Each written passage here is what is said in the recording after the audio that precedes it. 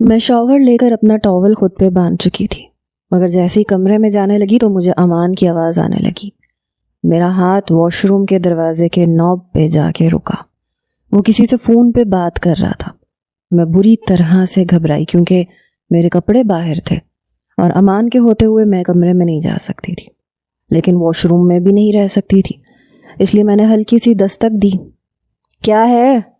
بڑی بیزاریت سے امان نے کہا۔ میں نے پہلی بار بڑی نرمی اور شرافت سے کہا، وہ میرے کپڑے دے دیں، باہر پڑے ہیں۔ مجھے نہیں پتا تھا آپ کمرے میں آ جائیں گے۔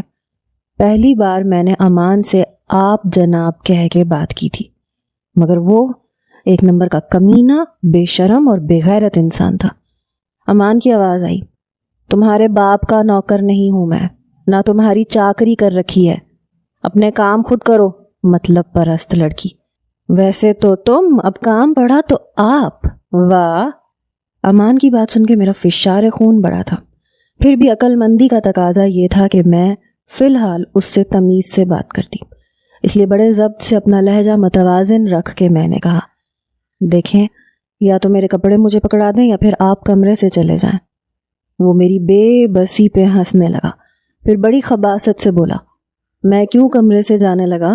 میرا ذاتی اپنا کمرہ ہے، میں تو نہیں جا رہا، میں اسی کمرے میں رہوں گا اور تمہاری نوکری بھی نہیں کروں گا۔ میں ضد چوئی تھی، امان میرے کپڑے دو ورنہ میں تمہیں چھوڑوں گی نہیں، میں نے سارے لحاظ بالائے طاق رکھ کے کہا۔ وہ کہنے لگا، تو نہ چھوڑو۔ میں نے کب کہا کہ تم مجھے چھوڑ دو؟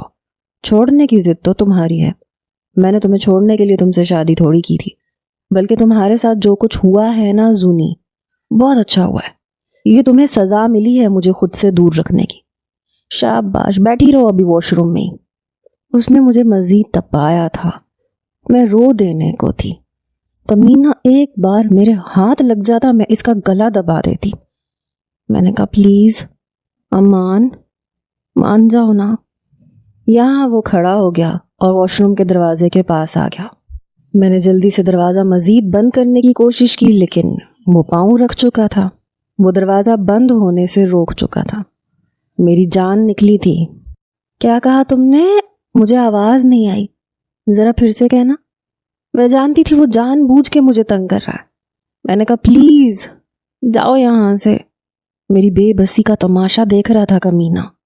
وہ کہنے لگا، ہائے کتنی اچھی لگتی ہو نا تم یوں معذرت کرتی ہوئی، پلیز کہتی ہوئی۔